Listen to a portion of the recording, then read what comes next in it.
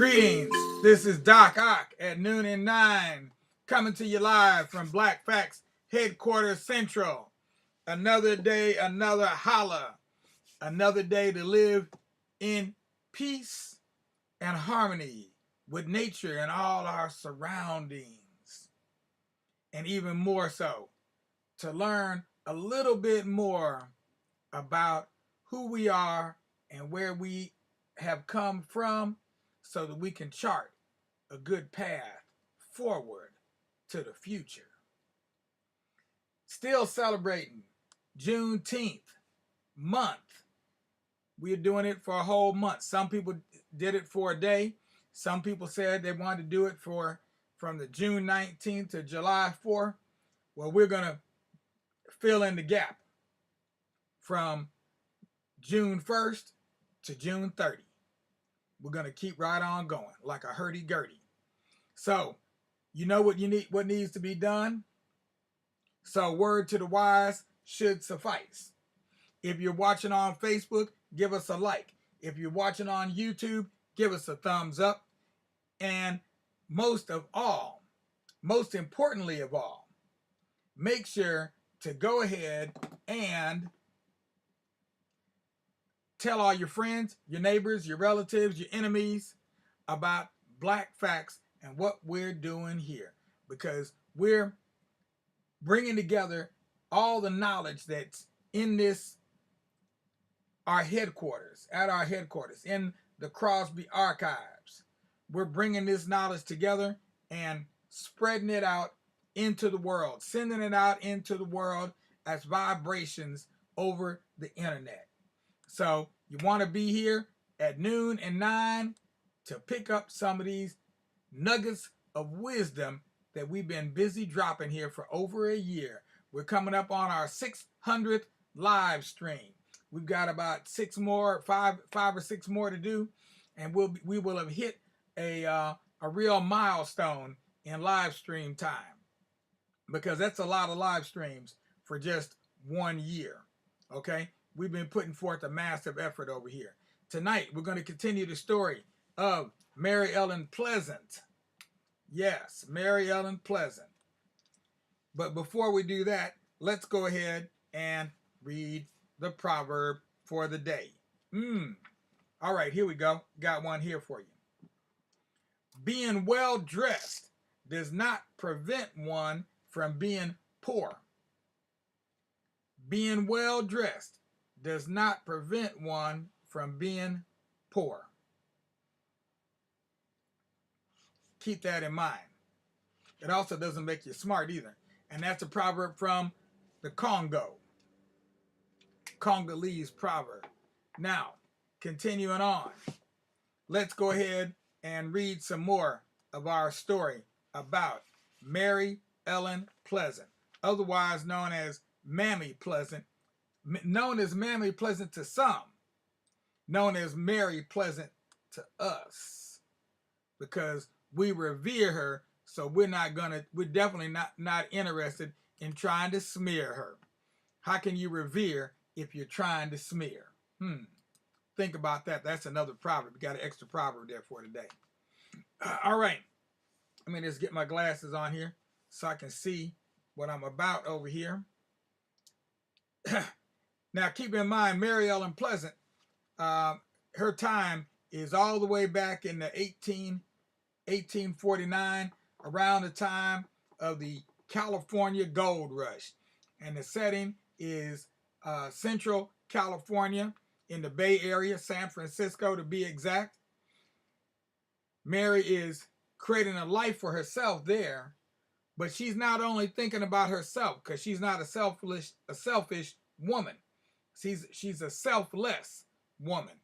And so she's thinking about how can she use her power, her influence, and her economics, her money, to help others. And that's why we remember Mary Ellen Pleasant. While Mary worked as a domestic, her husband John Pleasant was a cook on a sea vessel. They may not have always lived together. I thought I read this part before. Let me just check this thing here. Hold on one second here. I did read that part before. Why didn't I move my bookmark though? That was odd. Should have moved the bookmark. Okay. Here we go. Here. Yeah.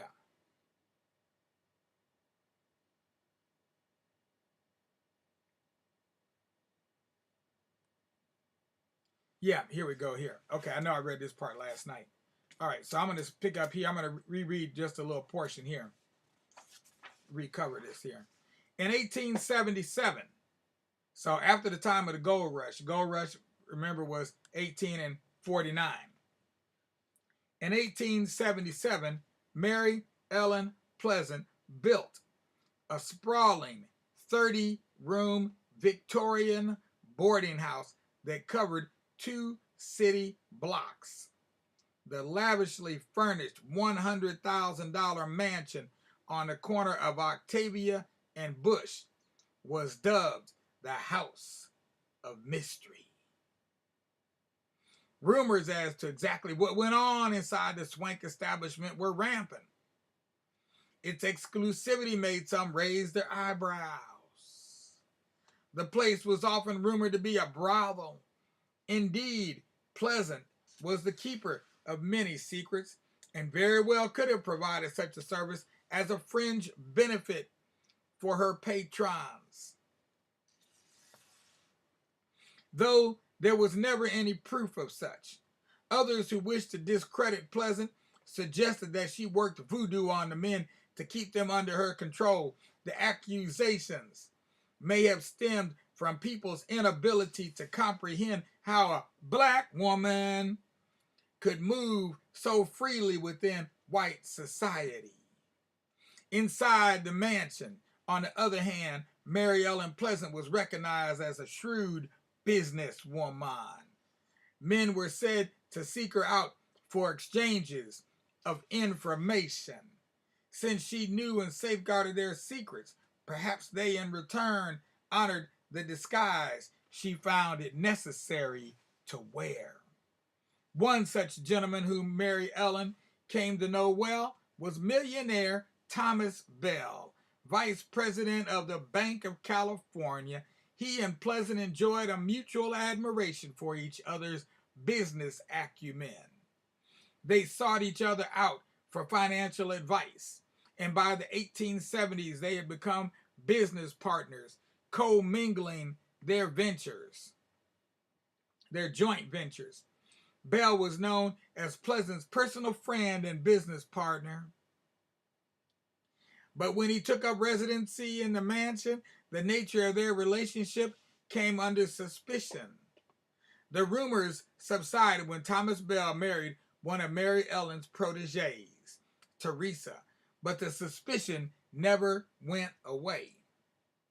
Some of the stances Mary Ellen Pleasant took and the causes she supported put her into the state and national limelight, and under the scrutinizing eye of a society not always eager to see her succeed, Pleasant financed the legal battle of another protege, Sarah Althea Hill, in a highly publicized divorce from her very wealthy husband, the former U.S. Senator William Sherrod from Nevada.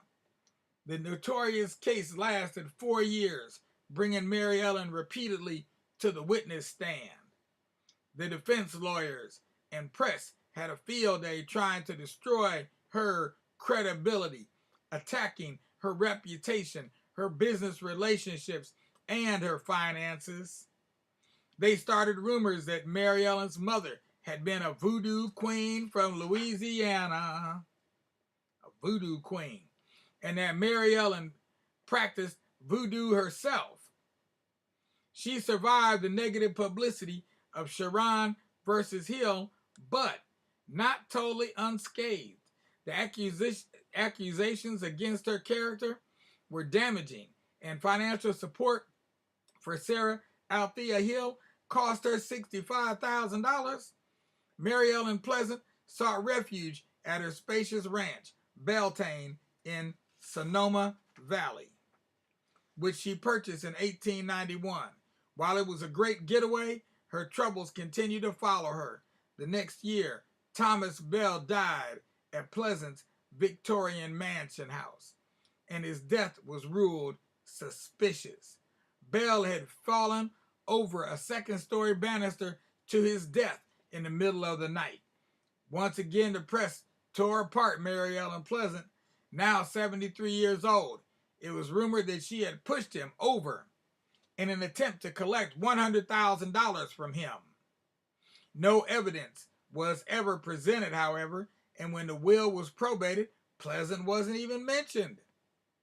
The case was subsequently dropped. For more than 20 years, the Bell family had lived in Pleasant's mansion on Octavia Street. Mary Ellen Pleasant had continued to manage all of their business and personal finances, as well as social engagements. In 1897, 5 years after Bell's death, his oldest son, then 22 years old, challenged the legal guardianship of his own mother, who had given Pleasant control of the family's finances. Mary Ellen was understandably taken aback by accusations of being unfit to manage the affairs that she had expertly handled for so many years. Additionally, she had housed the entire Bell family, including 6 children, all that time. Every aspect of Pleasant's finances and personal relationships with the Bells became public knowledge during the trial, thanks to reporters all too happy to drag her name through the mud once again. In the end, Pleasant's facade as the Bells' servant had been chipped away. The judge ruled that such a lowly status should preclude her from any fiduciary management for the family, since many of Pleasant's holdings had been commingled with those of Thomas Bell for so long. It was difficult to separate and prove her rightful share. She had done such a good job of hiding her wealth over the years that in the end, it was nearly impossible to untangle the secret partnerships. Her long-standing relationship with Teresa Bell and her family disintegrated through the trial to disengage Mary Ellen Pleasant from overseeing the Bells' finances. Their personal relationships were understandably strained, and Pleasant was forced out of her stately mansion. Mary Ellen felt betrayed by Teresa Bell's actions. In November 1903, Mary Ellen Pleasant, who was in declining health, was invited to live with friends Lyman and Olive Sherwood. She died at their home on Filbert Street in San Francisco on January 11, 1904, at the age of 85 years old. Following a lifetime of absurd allegations, personal attacks, and the betrayal of those she employed and befriended, all played out in a public forum, she left an estate of $10,000, which failed to come even close to representing her financial accomplishments. She left the money to Sam Davis of Carson City, Nevada, a friend who had stood by her. Mary Ellen Pleasant was buried in Tulakay Cemetery in Napa Valley, along with other well-known pioneer leaders and prominent citizens. Her commitment to those who fought valiantly for freedom was evidenced in her dying wish. She had only one request: that the inscription on her headstone make note of her association with radical abolitionist John Brown. The epitaph reads, "Mary Ellen Pleasant, mother of civil rights in California, 1812 to 1904. She was a friend of John Brown." Mary Ellen Pleasant's house on Webster Street in San Francisco was torn down in 1964 to build a dental school. Demolished too was the Victorian Mansion on Octavia and Bush, where today a commemorative plaque has been placed at the site by the African American Historical and Cultural Society. That and several eucalyptus trees nearby are all the physical evidence that remains to remind people of her grand mystery house and her numerous contributions to the welfare of Black people in San Francisco. But her legend her legend still lives on. February 10 is recognized as Mary Ellen Pleasant Day in San Francisco. Abolitionist, entrepreneur, and successful venture capitalist, she was one of the most enterprising and enigmatic black women of the 19th century. For more than 50 years, she helped shape the economy of one of America's greatest cities, while doing all she could to better her race. While she despised being referred to as Mammy later in life, she did hide behind that mask at times when it served her best. That complexity of her character is exemplified in such duplicity. Yet in her mind, she was simply working her way around the confines of white society. Or, better put, she was simply dealing with the cards she was dealt. Because you can't make your hand any better except by trading in a few cards and you can get a few more. You can do that sometimes, but in some cases that's not always possible. Like in the game of life. This ain't no poker game. Okay? And I ain't no joker, but hopefully I have stoked and fueled your fire to learn more about your relatives and other people's relatives as well. Because trust and believe, Mary Ellen Pleasant is related to somebody out here. Probably somebody you know. Well, just food for thought, something to think about. Meanwhile, what I need y'all to do is to go ahead and take your little head and put it on your little pillow, on your little bed, and close those your eyes, waiting for that sun to rise. And when you feel those sunbeams beaming down on your eyes, you know that it's time for you to rise and shine, oh chillin' of mine.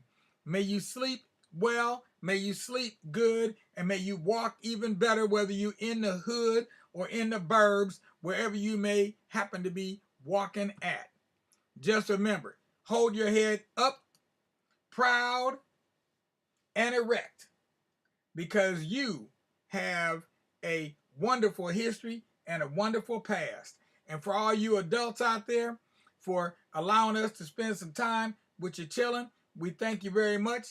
And all we ask of you is if you could give us a like if you're watching on Facebook, and a thumbs up if you're watching on the tube, and then go ahead and subscribe to the Tubular Black Facts channel.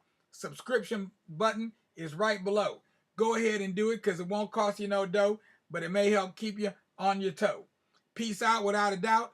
Of course, with justice, because anything less disgusts us. And we love being discussed, but we don't like being disgusted.